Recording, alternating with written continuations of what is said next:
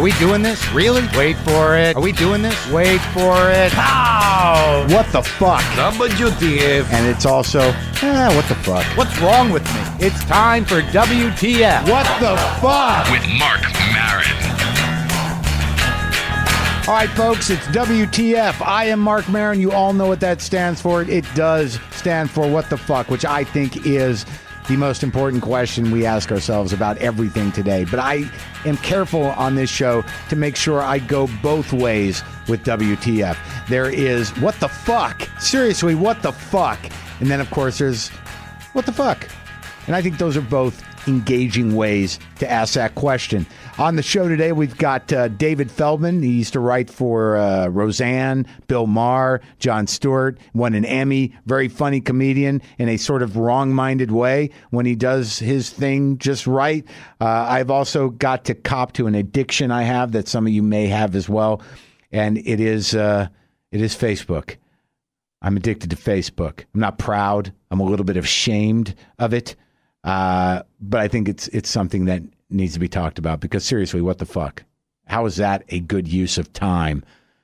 But please do follow us on Twitter because I am still not going to cop to that being a problem. That's twitter.com. It is WTF Pod. And you can also email us at WTFpod@gmail.com. And I guess this first story or this first trajectory is more of a, what the fuck? Sort of questioning, I'm game, what the fuck? This is in that ilk. In the middle of my divorce, as some of you know, I went through a miserable divorce. A couple of things happened that I think I should share. One is I was broken, sad, miserable, despairing, deep within the pit of self, scratching things on the wall. I'm sitting on my couch, traveling to the painful places, and I got the TV on, and Kevin James, the King of Queens, his 1 hour Comedy Central special comes on. And I sat there, and I watched it, and laughed hysterically. Now, I never thought he was unfunny, but you wouldn't think that I'm the guy that would say wonderful things about Kevin James, but this is the new Mark. This is the guilty pleasure Mark. This is the Mark that is going back to a place where he was when he was younger. I like clowns. Kevin James is a clown. It's not about what he says. All he talks about is eating and waiting online and being frustrated about mundane things. But he's a guy, he can't help but be funny, whether he's standing still or just sitting in a chair. He's just one of those guys. And he made me feel so much better. And I just want to put that out there. That was what the fuck? I'm going to watch Kevin James. And I was grateful for it. I haven't repeated the experiment, but I was grateful for it. The other, what the fuck moment happened during the divorce. I go into my doctor, Dr. Jay Meltzer. I have a physical. Now, Jay Meltzer is a 75-year-old at that time, a 75-year-old Jewish man, a small Jewish Buddha. Sweet guy. He's the kind of guy you walk into his office. I say, how are you, Dr. Meltzer? He goes, well, I'm 75 years old. How do I look? You look good, Dr. Meltzer.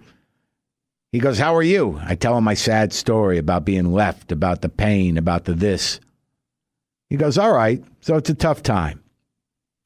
People make a mess. That's what people do. They make a mess. I'm like, okay, I'm not sure that was helpful, but okay. I get what you're saying. So I get the physical. Everything's fine. He goes, well, you're healthy physically.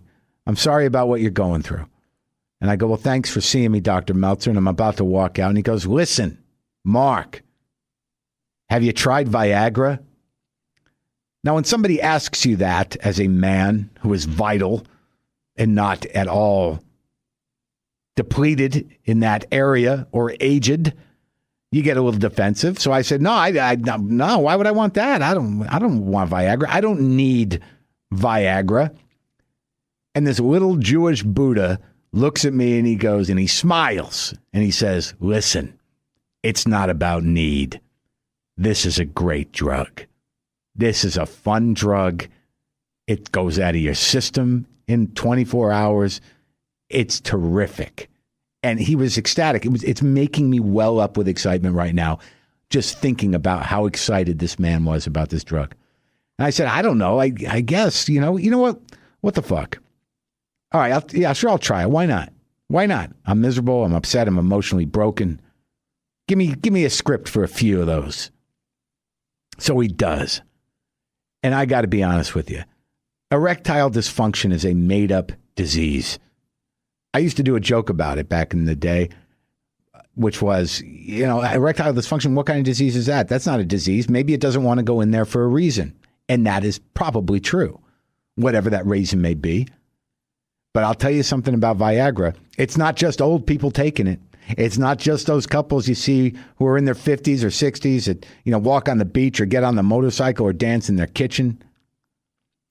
It's not those people. I'm telling you, given the sales of this drug, there's got to be a lot of young people on this drug. And now I know why. And there should be an advertisement for that generation of Viagra users. Where's the advertising angle that goes something like this? Viagra, for when you want to fuck anything. This drug is unbelievable. You could be crying. Yeah, I could be sitting there going, I don't know if I want to do this. I still love my wife, and I really miss her. I'm like, oh my God, okay, I'm ready. It's ready. All right, sit on it. Viagra, for when you want to fuck anything. And it also led me to believe that the cultural assessment of Viagra is about masculinity and what it implies about masculinity. Look, there isn't a man out there that hasn't had some trouble getting it up in some situation. It's just part of life. I mean, if it's a plague that you live with and it's a chronic situation, all right, you got probably psychological problems. Maybe you got to deal with those. And maybe you have physical problems. Doesn't matter. The real discussion around Viagra is the same discussion that is had around steroids. This is a performance-enhancing drug. And really it comes down to how you feel about performance-enhancing drugs.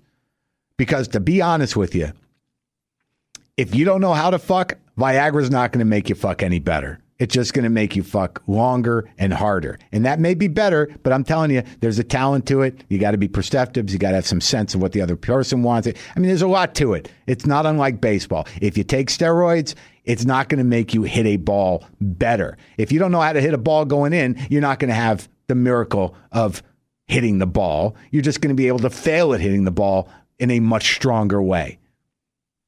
Like you got these players that are saying, they're keeping it secret. They didn't do it. It's not in their blood. They never used steroids when clear they did. So when they get caught for doing that, how do you judge them? I would think that you'd be much the same as if you were caught by a woman who didn't know you were taking Viagra. I mean, there'd be some disappointment. They would think that it was their fault somehow, or why do you need that? But then ultimately they go, you know what though? It's pretty fucking exciting. Let's go with it.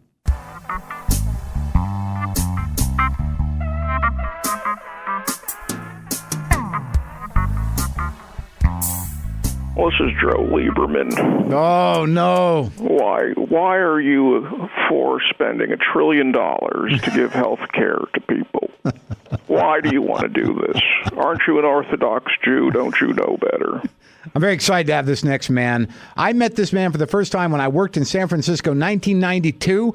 I was doing a gig at a gym in Stockton, which is outside of San Francisco. It was a promotional gig, I think on a Sunday at 11 in the morning, among the exercise machines. And I did my set, and this man went on after me, and afterwards he pulled me aside. He goes, what do you got to be filthy for? You're a smart Jewish guy. And then I hadn't seen him in a while, and in Montreal I ran into him, and he came to my one-man show, Scorching the Earth. And afterwards he said, I honestly went expecting to see a train wreck. I wanted to see you fail. I wanted to enjoy your failure, but I got to be honest with you, it was so good, it made me forget you're an asshole for an hour, which I'm going to put on my next CD.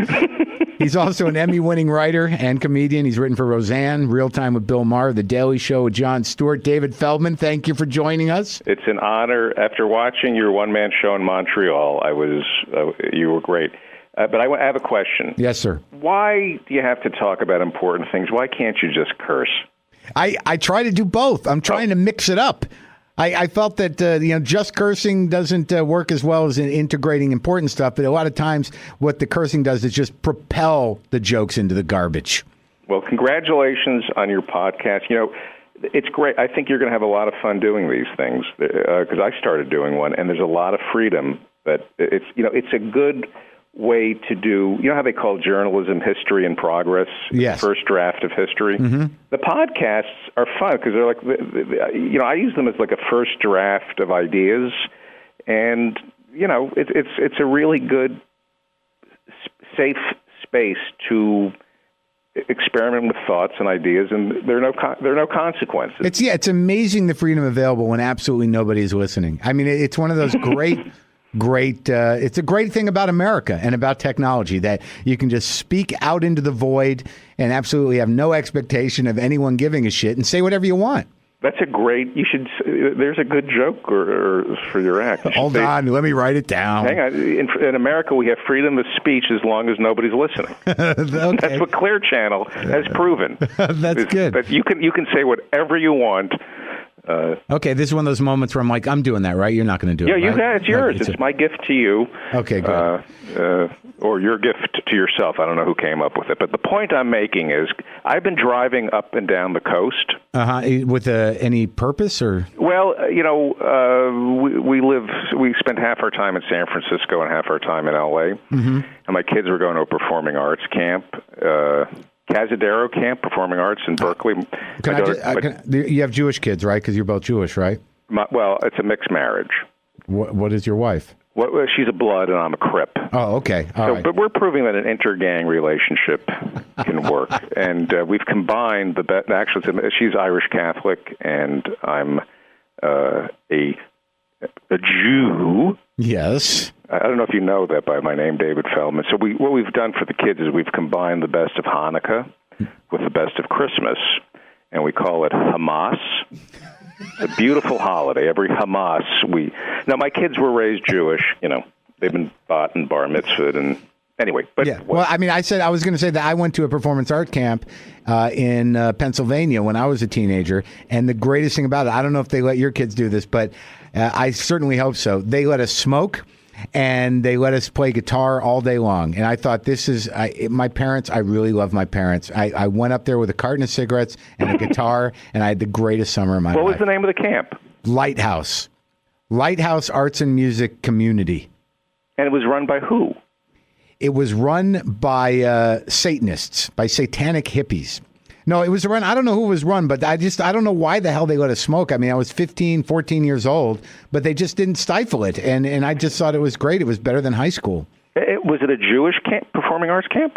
No, I was. There were some Jews there. There's a guy named Robert Rudnitsky who got sent home for smoking pot. But there were some Jews. But I went to Jewish camp too, and there's a lot of singing involved with that, and a lot of women that look the same. And it depends what kind of Jewish camp you're talking about. Oh, anyway, the ones where their names were put on lists. Yeah, color war, not so much fun. Yeah. Speaking of the Warsaw Ghetto, I was listening to the success stories of Iraq. They always talk about, I heard somebody saying, if you give it time, you're going to see that Bush was a visionary and it was successful. And the Iraqi, eventually it will get better. Maybe 20 years, 50 years, definitely 100 years from now, Iraq will be a better place. Because things do improve. But 2 million people died in Iraq. You have 2 million people displaced. Saying that the war in Iraq is a success story because they ethnically cleansed neighborhoods is like saying, look at Warsaw. Look how peaceful it is there now. Wasn't it worth it? Yeah. Well, you killed all the Jews who lived there. It's beautiful. It's empty. There's nobody there anymore. It's perfect. Why are you complaining? Why do you refuse to see the beauty in what I accomplished here? Because that's exactly what Iraq is. But I think the 100 years thing is kind of funny because obviously in 100 years, if it's not better, it'll certainly be different. And I think that's a way to look at it. And things always do get better. I have not had that experience in my life. Perhaps you have, but I find that hard to believe. I do think things get better. I think your perception of them becomes different. I think that they only get better because they have to, because how long can you stay angry? You're talking to me, Mark, and I'm talking to you, and you know the answer to that question. Well, I couldn't be more thrilled because, yesterday, I heard that Glenn Beck went on vacation because he had to, because all his sponsors, they pulled their sponsorship of him. But then I walked by the TV here at where I'm taping this thing, and he's on TV again today. What, 30 sponsors have dropped him? Right. I think the only ones that are left are it's a company that makes human-sized ovens. Listen, this is incredible. Obama's health care plan hasn't even kicked in yet, and already they're pulling the plug on retards. They're destroying retards. Clorox stumped the poor guy for calling Obama racist. You know you're screwed when the people who remind us to separate the whites, when they hate you, you know you're screwed. Here's what I'm working on the healthcare, David. Okay. This has just become now it's called Joke Workshop with Feldman and Maron. I love this. Yeah. I started to realize that these militias are actually operating on behest of the healthcare, of the insurance industry. They are actually the armies of the healthcare industry. And it finally made sense to me is that they both share the same agenda. Both of them want to kill poor people. The only difference is the militias are more specific. They want to kill poor black people because somehow their poverty is different than the black people because they're white, and that's what they're fighting for. Right. See, it becomes less of a joke towards the end, but I'm glad I got a laugh on the... the whole thing is a joke. Well, yeah. Well, I've said that the reason we're not going to have nationalized health care in America is because, think about it. This system with a 10% unemployment rate, we need the turnover. Oh, you mean let them die? That's all of it. That's the whole thing. That's what they do. You know, Jimmy Dore, who is a very funny guy, I was on his radio show. Citizen Jimmy. Yeah, sure. And he told me that Swaziland has the lowest life expectancy in the world, 31. Oh, my God. What is it? Is it 1870 there? Think about that. If you can get our life expectancy down to 31, that would make Social Security pretty solvent, as you were just pointing out. Why don't they just line people up and shoot them? I really think that these gun-toting freaks, these right-wing Christo-fascist zombies, are literally, I think they're provoking Obama. I think that the second that Obama actually sends the National Guard in or uses the military to stifle something, if necessary, they're going to go, see, it's a totalitarian state. We're being put in the camps that we always thought existed, and now we're going to be tagged and numbered. And I say, yes, please do that. Please, I think they should be taking names. I'm not a fascist, David, but whoever is at these town hall meetings spouting out this ridiculous reaction to the possibility of a public option, they should all be put on a list and put into, yes, education camps, not re-education camps, just educate Wow. them. A basic education. Wow. That's great. That's fantastic. Because they are really, really stupid. I just don't know how the hell can they understand healthcare legislation when I can't even understand my health insurance. I mean, I can't imagine that these morons can understand their policy. I don't think they understand that what they're doing in terms of death panels. I mean, all insurance companies do is let people die. That's how they make money. And the pharmaceutical companies only make money on keeping people sick. Mm-hmm. When somebody dies to a pharmaceutical company, they're like, oh, shit, we lost another one. They're not going to make any more money on that one. It is the dumbest country I would say this is the dumbest version of America since 1776. Yeah, I'm ready for a new version. Can we just change it? Can we change the version? 39% of Americans say they want government to stay out of Medicare. I know. I want 39% of Americans to stay out of America. That's my new decision. 39% of America have to go into Marc Maron's summer education camp. Exactly. Where you'll smoke cigarettes. And play guitar. And read a book. Yeah, that's going to be These are the dumbest people. Most of this is how stupid they are. And you almost, except for the fact that, they don't have health insurance. Most of these people, when they get interviewed, when they're asked, well, you're fighting socialized medicine, but you don't have health care. It's like, well, I lost my job, I lost my home, and now Obama wants to take away the only thing I got left, my tumor. My tumor's the only thing I got. Now the government's going to take that away from me? Right? It's so ridiculous. They're like, it should be our choice. Okay, so you're willing to live in denial and not pay money for health care coverage, thinking that you're not going to get sick or you're not going to die, but when you do, who pays for it then? So what do you think, before I let you go, what do you think was the primary cause of the cultural retardation that we have evolved into? Well, I would say, the ability to poll George Bush, the first George Bush, Lee Atwater, the ability to poll people and then wedge us and divide. Lee Atwater created the term wedge issues. Do you remember Lee Atwater? Right. It's basically saying the ability to do demographic studies on the vulnerabilities of retarded people and how to exploit those vulnerabilities so they can be easily led into a frothy, angry rage that will cause them to vote against their economic self-interest in the name of Jesus or in the name of constitutional bunk. Is that what you're trying to say? Yeah, but not as well as that. I need to go to one of your education camps. Yeah, well, that's starting soon. So I'm going to be out there in L.A. probably a lot more starting in October. Who's working? Now, my manager... Who's your manager? Who's your manager? I have a wonderful manager, McDonald Murray, Alex Murray. Yeah, Alex Murray, right. She saw me in... Yeah, we saw you in Montreal. What are you doing with that one-man show? Did she see it? No, Alex is a man. Oh, different Alex. I'm not. I'm kidding. So. No, did he? I have gone chastity bono in the opposite direction. Good for you. So how's the vagina? It's not bad. I've calmed down. It's like when I gave my daughter the clitorectomy. Oh, she calmed down. Cut that out of the pilot, please.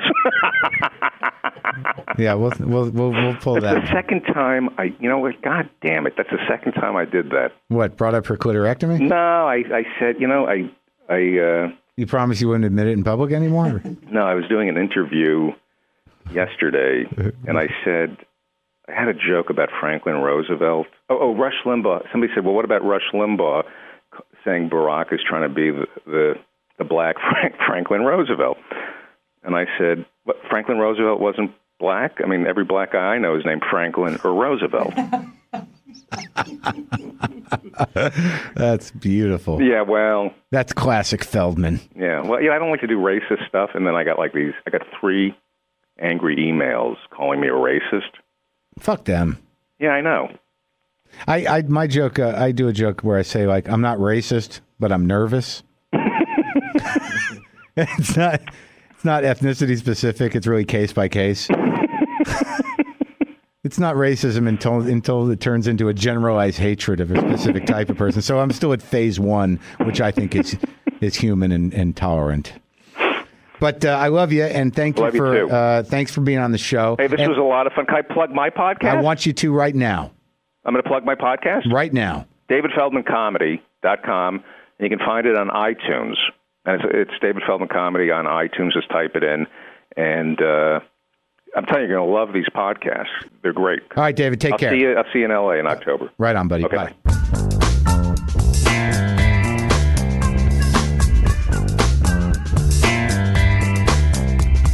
I don't do drugs. I don't drink. I don't do those things. I know a lot of you know that I don't do them. I have not done them in 10 years. I have 10 years clean and sober. And I have 10 years clean and sober because of the fact that I have a problem. I had a compulsive disposition. For all of my life, all I wanted to be was a drug addict. I wanted to be a drunk. I never thought it was an issue. I thought it was a way of life. All my heroes had the same problems. I wanted to have that liberation. I wanted to have that freedom of expression. I wanted to rock, man. I wanted to live like Burroughs, like Keith Richards, though I didn't do that drug. I wanted to be a beatnik. I wanted to be free. And I have that in me. I have those things. And with the help of a 12-step program, which I will always say is worked for me and continues to work. It's a way of changing your mind and changing the way you think about things. It's not a cult. It's not a religion. You don't have to believe in God. There is no God. That is not the issue. The issue is that I still am an addict. The thing is, when you have that personality, you can find anything that will fill that void. Anything to avoid you. What can I do to avoid me today? What can I do to make myself feel better in the immediate sense of the word. I want gratification now. I want to feel better. Somebody help me. I'm spending too much time with me. Get me out of my skin. Get me out of my brain. And I eat 900 nicotine lozenges a day. I chew Nicorette gum. I don't want to smoke cigarettes because I think it burns the flesh in the tissue of my lungs. I don't want to get cancer that way. So I will do all the nicotine in the world. I will spend time cooking things. Not because I love to cook, which I do, but I started to realize, like, look, this is very immediate gratification oriented. There's a goal at hand. Look, I'm going to start out with this stuff. I'm going to make a thing, and then I'm going to shove it into my face, and I'm going to enjoy it. But do I really enjoy it? I could spend 2 hours cooking something and eat it in 45 seconds. But I know that during that time, I wasn't thinking about me. I had a goal in mind. I was moving towards something. It's the same in a weird way with masturbation and pornography and Facebook and texting and emailing. A lot of this stuff is all the same sort of agenda. Like if I was to spend the time that I spend doing those things, writing something or working on my act, I would probably be a genius. I would have, not only would I be a great comic, but I would probably have paintings hanging in the Museum of Modern Art. I just don't apply myself. That's how grandiose I am. You know, if I applied myself, I could probably retool the theory of relativity or design a space telescope. But I choose not to. I want to use my energy elsewhere. I want to bake a cake and I want to masturbate for half an hour. Are you going to judge me? I know I could do those things. But now I'm starting to become concerned with the addictive nature that I have with other things because I'm going to cop to this. I don't even know how many times I check my status update on Facebook. I don't even know. I'm ashamed of it because I'll put something up on my status bar and I will sit there and I'll wait for people to write in and I'll watch what they say. And it's like a speedball. It's like, oh, that person likes me. Oh, that was a little negative. Maybe I should respond to that. Oh, fuck that guy. I'm definitely going to respond to that. I mean, this goes on all day long. Twitter, same thing. These are like, it comes out of this neediness to connect. It comes out of a neediness to avoid myself. It comes out of a neediness to reveal myself. And also just a need to be distracted and to feel the excitement of people responding to me, to sending my narcissism. My narcissism is like I'm a Medusa of emotional fishing poles. Just casting lines out into the ether and waiting. People like, ooh, got one here. I got one. Oh, here's someone. Yeah. Oh, look how connected I am. This is all about me and it's making me feel better. And I'm driving the boat and I have all these lines with these fish on them and they're all saying good things about me. Every status update on Facebook should just be, hey, would somebody please validate me, please? Let me just update my status. I need validation. Hold on. Let me update my status. My status. Hey, I'm here. Is anyone else out there? Hold on, I want to update my status. How great am I? Am I pretty good? Hold on, let me update my status. Look, this is something I thought of. Isn't it wonderful? Hold on, I'm going to update my status. I'm a little sad. Could somebody throw me a line? It never ends. It's a waste of time. But it's what fuels this entire technological boom. I'm not sure this social networking means anything other than people need to be validated, even if it's ever so briefly. I do know I'm addicted to it. And I do know that it does something to my brain chemicals.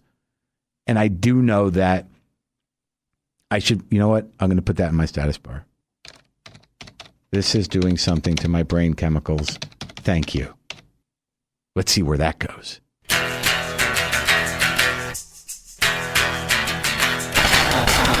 Okay, I think that's it. I think I've had it. I mean, what the fuck? Am I right? Seriously, what the fuck? Don't ever be afraid to ask that of everything around you. And don't ever be afraid to cut yourself a little slack, give yourself a break, indulge with a little, what the fuck? And also, please, don't be shy or afraid to tweet us at twitter.com. We are WTF Pod. And please email with feedback, suggestions, feelings, what the fuck moments on both sides of it. Send us your what the fuck moments at WTFpod@gmail.com. And please take care of yourselves. Don't hurt anybody. You can hurt yourself a little bit because that keeps you awake and alive and responsive. Maybe that's just my system. Do what you got to do. I'll talk to you soon.